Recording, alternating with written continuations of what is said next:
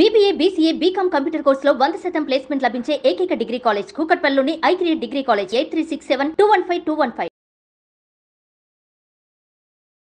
నమస్తే రమగారు. నమస్తే జయ. రమగారు, బంగారం దాని స్వచ్ఛత దీని మీద రకరకాల అనుమానాలు ఉంటాయండి. దీనికి వచ్చేసరికి రకరకాల ప్రశ్నలు అండి. అసలు ఏది నాణ్యత మనకి ఎలా తెలుస్తుంది? ఆర్నమెంట్ విషయంలో ఇది నాణ్యంగా ఉంది, దీంట్లో గోల్డ్ పర్సంటేజ్ అనేది ఎక్కువ ఉంది అనేది తెలియదు కదా. హాల్ మార్క్స్ అని 916 అని ఇప్పుడు గవర్నమెంట్ ప్రతి చోట ప్రతి బంగారానికి హాల్ మార్క్ ఇవ్వాలి అనేసి పెట్టేసింది. చిన్న చితకా షాపుల్లో కూడా డెఫినెట్గా హాల్ మార్క్ సింబల్ అనేది చూసుకోమంటోంది. అయినా కూడా అనుమానాలే కదా. భారతదేశాన్ని బంగారమే పాలిస్తుంది ఇప్పుడు. అవును, బంగారము ఎలా అంటే ఇప్పుడు మనకి మన అవసరంగాను మన స్టేటస్ సింబల్ గాను బంగారం పట్ల భ్రమ పెరిగే రకంగాను తయారైంది. అది ఒక ప్రాపర్టీ కింద భావిస్తున్నాం. తరతరాల నుంచి బంగారు ఆభరణాలు వేసుకుంటూనే ఉన్నాం. ఎప్పుడు కూడా మదుపు పెట్టడానికి బంగారం ఒక మంచి సాధనంగా. ఆడపిల్లలకి బంగారం పెడితే రేపొద్దున ఏదైనా ఇబ్బంది వస్తే బంగారం అమ్ముకుంటారు. అవును, బట్టలకు పెట్టకూడదు, బంగారాన్ని పెట్టండి అనేవాళ్ళు, బట్టలకు పెట్టద్దని. మా చిన్నప్పుడు కూడా ఉండేవి అలాంటి సిద్ధాంతాలే. అప్పుడు ఏం చేసేవాళ్ళం, మనకి ఇన్ని షాపులా, ఇంత అడ్వర్టైజ్మెంటా, ఈ వ్యవహారం మీడియా వ్యవహారాలు లేవు కదా. మనం ఒక్క కంసాల దగ్గర చేయించింది ఇంకోటి గీటు పెట్టి ఇదంత క్వాలిటీ లేదనేవాళ్ళు. ప్రతి వస్తువు కాల్చి మేలిమి తీయటం, అందులో ఇంచి కాల్చి మేలిమి తీస్తే మేలిమి ఎంతో రాదు. అంటే 24 క్యారెట్స్ ప్యూర్ గోల్డ్ తీస్తే పైన కలిపిన నల్లదంతా తీసేసేవాళ్ళు.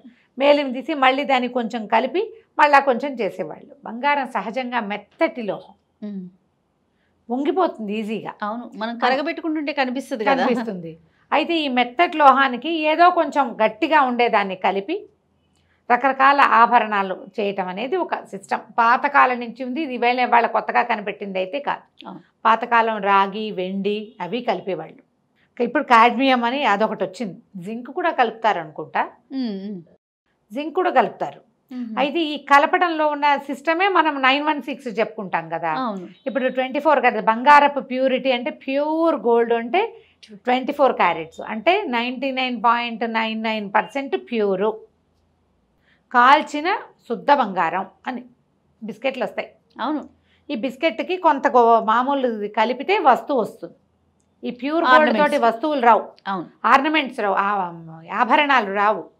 ప్యూర్ గోల్డ్ ముద్దల్లాగా శుద్ధల్లాగా బిస్కెట్లలాగానే ఉంటుంది, కడ్డీల రూపంలో కూడా పోసుకుంటారు. అవును, దీన్ని ఏం చేస్తారు, మనకు కావాల్సినంత ముక్క తీసుకుని దానికి 916 అంటే ఇప్పుడు 91.6 ప్యూర్ గోల్డ్ అయితే 8.4 దానికి వెండి కానీ రాగి కానీ కాడ్మియం కానీ ఏదైనా ఒకటి కలిపి దాన్ని 22 క్యారెట్స్ అంటారు. అవును, 916 ఇది.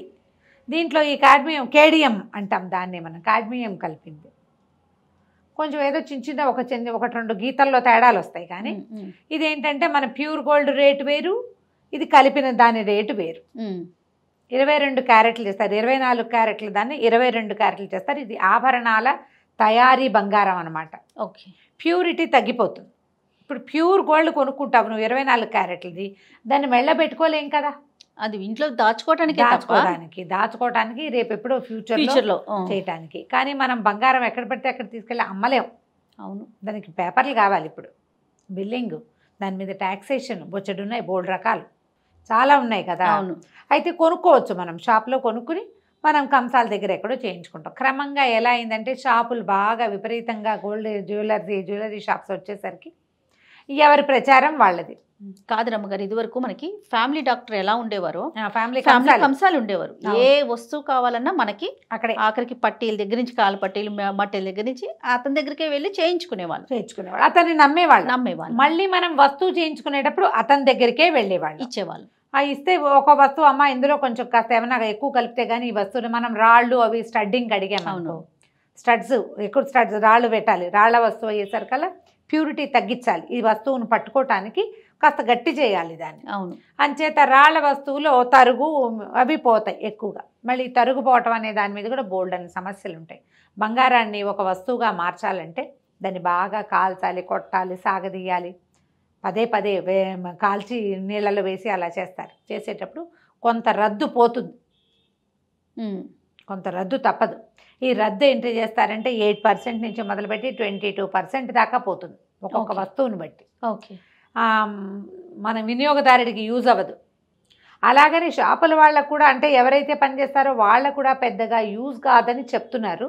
కాకపోతే ఈ బంగారం కడిగిన నీళ్లు అవి ప్రవహించే మట్టిని ఎప్పటికప్పుడు క్లీన్ చేస్తారట. క్లీన్ చేసి సంవత్సరానికి ఒకసారి కొంత బంగారాన్ని అటైన్ చేస్తారు. అది ఎంత మటుకు చేస్తారో తెలీదు. మనం రాళ్ళకి వాటికి వీటికి వెళ్ళిన కొందికి ప్యూరిటీ తగ్గుతుంది. అవును.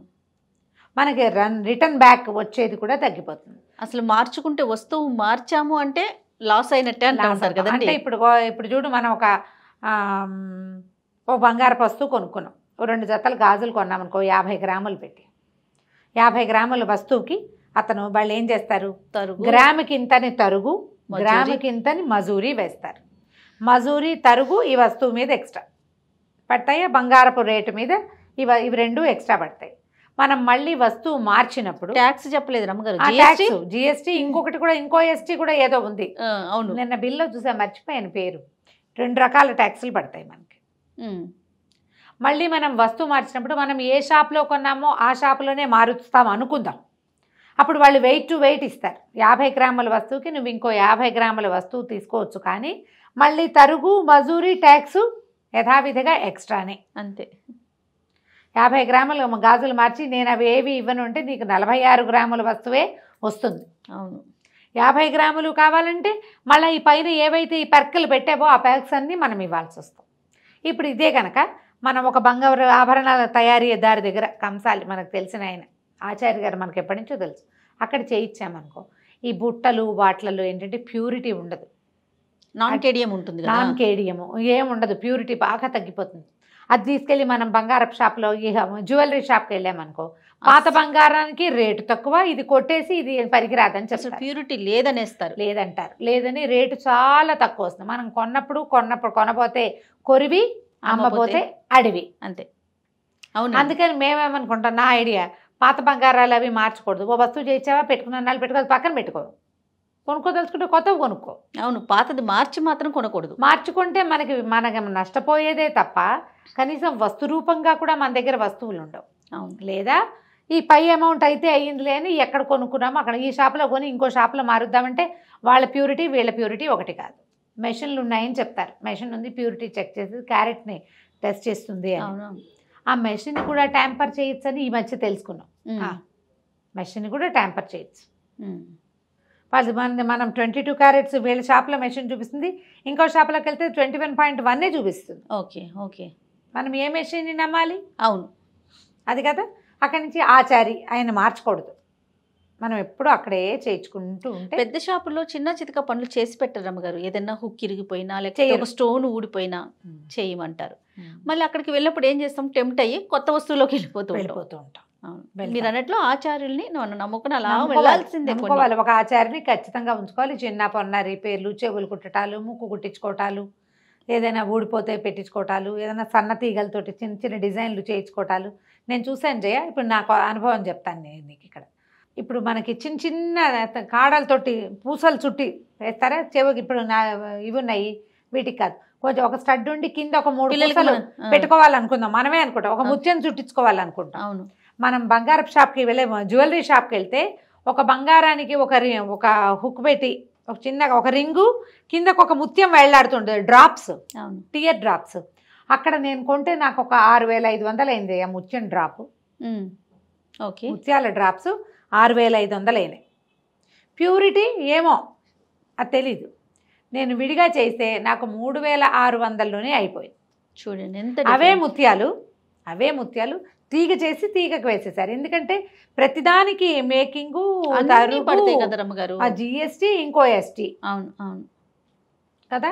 అందుకని ఆచార్యని కూడా ఉంచుకోవాలి. అంతే అంతే. ఆచార్య దగ్గరికే వెళ్ళండి అని నేను షాపులను డిగ్రేడ్ చేయటల్లా. ఎందుకంటే వాళ్ళ దగ్గర మంచి మంచి ఫ్యాషనబుల్ డిజైన్స్ ఉంటాయి, మనకి ఉంటాయి. మనం అది కావాలనిపిస్తుంది మనకి. నేను తరచుగా జిఆర్టీలో చాలా మందికి కనపడుతూ ఉంటాను. నేను ఎవరో ఒకరితో పోతుంటాను, సొంతానికి కొనకపోయినా చూడ్డానికి వెళ్తాను కదా, సెలక్షన్కి వెళ్తాను, జ్యువెలర్స్కి వెళ్తూ ఉంటాం, ఏవో షాపుల్లో కనిపిస్తాం. ఇలా వెళ్ళినా కూడా మనకంటూ ఒక ప్రత్యేకంగా ఒక ఆచారి ఉండటమే. ఈ రిపేర్లకి వాటికి సన్నగా నల్ల పూసలు చుట్టించుకోవడానికి, ఏమైనా ఫ్యాన్సీ పూసలు తీసుకుంటాం, వాటికి ఏదైనా చిన్న చిన్నవి పనులు చేయించుకోవడానికి. ఇప్పుడు లెస్ వెయిట్లో వస్తువులు తయారీదారులు కూడా వచ్చారు. మనకి బంగారం సరదా. బంగారం కాంచిన మృగం, మనని ఆసక్తి కొలిపేలాగా చేస్తుంది అది. అవును. ప్రతి సంవత్సరం పండగకి ఏదో ఒక బంగారు వస్తువు కొనుక్కోవాలనుకుంటాం, ఒక కాసు అయినా కొనుక్కోవాలనుకుంటాం. కొనగలిగే వాళ్ళకి, కొనలేని వాళ్ళకు కూడా బంగారం మీద మదుపు పెడితే, అంటే ఈ ఆర్నమెంట్ మీద మదుపు పెడితే మనకి మిగులుతుందని మాత్రం అనుకోకండి. ఎందుకంటే అందులో కలిపే ఈ పదార్థాల వల్ల దాని విలువ తగ్గిపోతుంది. అవును. బంగారం ప్యూరిటీ తెలుసుకోవడం ఎలా అనే క్వశ్చన్స్ కూడా ఉంటూ ఉంటాయి. వాళ్ళు ఏం చేస్తారంటే గీట్రాయి మీద గీస్తారండి. గీస్తారు. ఆ గీత పసుపచ్చగా పెడితే ప్యూర్, కొంచెం గీతలో రంగు మారితే అంత ప్యూర్ కాదు, గీత నల్లగా పడితే అసలు ప్యూరే కాదు. ఓహో. అలా తీస్తారు. గీటురాయి అనేది ప్రతిభకి గీటురాయి అని చూస్తాం కానీ వింటాం కదా, మనకు తెలిసిన వాక్యం అది. కాకపోతే ఇప్పుడు మెషిన్లు వచ్చినాయి కాబట్టి యాసిడ్స్ కూడా కొన్ని రకాల నైట్రిక్ యాసిడ్ అనుకుంటే అది వేస్తే నల్లగా అయితే బంగారంలో ప్యూరిటీ తక్కువ అని చెప్తారు. మనం డైమండ్స్ అవి కొనుక్కున్నాం అనుకోండి, డైమండ్స్ స్టడ్ చేయడానికి ప్రతిసారి మనం 22 క్యారెట్స్ వాడరు, 18 క్యారెట్సే ఉంటాయి. 14 క్యారెట్స్లో డైమండ్ స్టడ్ చేసినా కూడా కనిపిస్తాయి. మా ఫ్రెండ్ ఒకరు దుబాయ్ నుంచి తెచ్చింది, మా సార్ తెచ్చి చిట్టి వైట్ స్టోన్ స్టడ్ నాకు, అది 14 క్యారెట్టే. అది చెరిపితే అందులో ఏం రాదు, చెరపరు, అసలు చెరపడానికి కూడా ఇష్టపడరు. దాన్ని అలాగే పెట్టుకోవాలి. మనం పెట్టుకున్న నాళ్ళు పెట్టుకోవడం, తడపకుండా పెట్టుకుంటే చాలా కాలం చక్కగా అలాగే ఉంటాయి. బాగుంది, క్యూట్గా. కానీ అందులో 14% ఉంటుంది గోల్డ్, ప్యూరిటీ తక్కువ కదా. ఇప్పుడు ఈ రాళ్ళ ఆభరణాల్లో కూడా ప్యూరిటీ తక్కువ ఉండడానికి అవకాశం కనపడుతోంది. అవును, చూసుకుని కొనుక్కోవాలి. ఎక్కువగా రాళ్ళ ఆభరణాలకు వెళ్ళామనుకో, మనం మదుపుగా భావించి సరేలే పిల్లలకి రేపొద్దున ఫ్యూచర్లో అని అనుకుంటే కనుక స్టోన్ ఐటమ్స్కి వెళ్ళబోకండి. రాళ్ళ ఆభరణాలు మార్చడానికి కాదు, తరాల వెంబడి చేతులు మార్చేలాగా ఉంచుకోవాలి, పిల్లలకి వెళ్ళాలి అవి అంతే. బంగారానికి కొంచెం పర్వాలా, ఎందుకంటే ఆ వైట్ వస్తువైనా వస్తుంది. 22 క్యారెట్స్కి 21 క్యారెట్స్ బంగారమైనా వస్తుంది, డబ్బైనా వస్తుంది.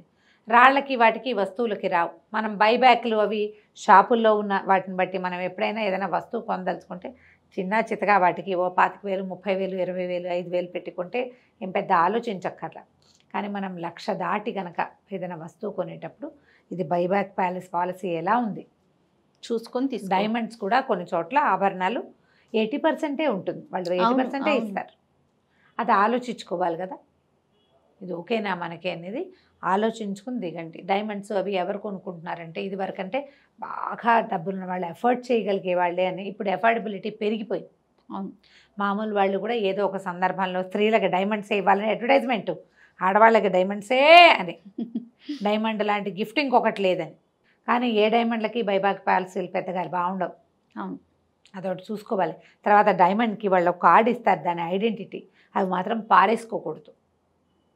బంగారపు షాపుల్లో ఏదైనా కొనుక్కుంటే వస్తువు బిల్లు దాచిపెట్టండి. అవన్నీ ఒకటేలా కనబడతాయి పేర్లు, మీ గుర్తుకి మీరు రాసి పెట్టుకోండి దాని మీద. నా దగ్గర ఇంత కట్ట ఉంది జయ, మా ఇంట్లో ఏ పిల్లలతోటి నేను షాపింగ్కి వెళ్ళినా వాళ్ళవి నా దగ్గరే ఉండేలాగా పడేశారు. ఎన్ని ఉన్నాయో, ఎన్ని షాపుల బిల్స్ ఉన్నాయో నా దగ్గర ఒక ఫైల్ ఉంది. ఎవరితో వెళ్ళినా వాళ్ళ బిల్లు నేను జాగ్రత్త పెట్టడమే నాకు ఈ భయంతో. అదేలేండి. మా తోడుకోడలు కొనుక్కున్న డైమండ్స్, మాకు అవసరం శాంతి ఉంది కదా మా పెద్ద తోడుకోడలు, తను కొనుక్కున్నవన్నీ కూడా డైమండ్స్, కొంచెం డైమండ్ ఇష్టం తనకి. ఆ కార్డ్స్ కూడా నా దగ్గరే ఉంటాయి, నేను దాచిపెడతా వాటిని, అనుమానం లేకుండా ఉంటుందని. మన సొంత డైమండ్స్ అయినా దాచుకోవాలి కదా, బిల్స్ దాచుకోండి. దాని మీద ఆ వస్తువు ఏం వస్తువు కొన్నారో వెనకాల రాసి పెట్టుకోండి, మీకు కన్ఫ్యూషన్ లేకుండా ఉంటుంది. ప్యూరిటీ ఎప్పుడు కూడా అందని మాని పండు, అంతే. అది తెలుసుకోవాలి మనం.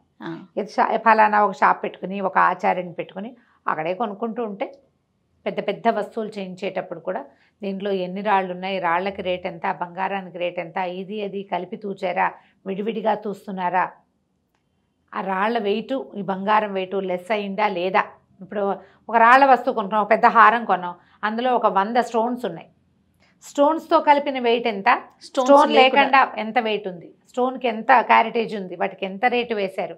రేపొద్దున నేను మార్చినప్పుడు, నేను మళ్ళీ మారిస్తే ఈ వీటికి ఈ రాళ్ళకి డబ్బులు వస్తాయా రావా, అవన్నీ కొంచెం నిదానంగా కనుక్కుని తాపిగా. ఒకళ్ళే హేస్టీగా వెళ్ళి మగవాళ్లతో వెళ్ళి చేసేయకండి.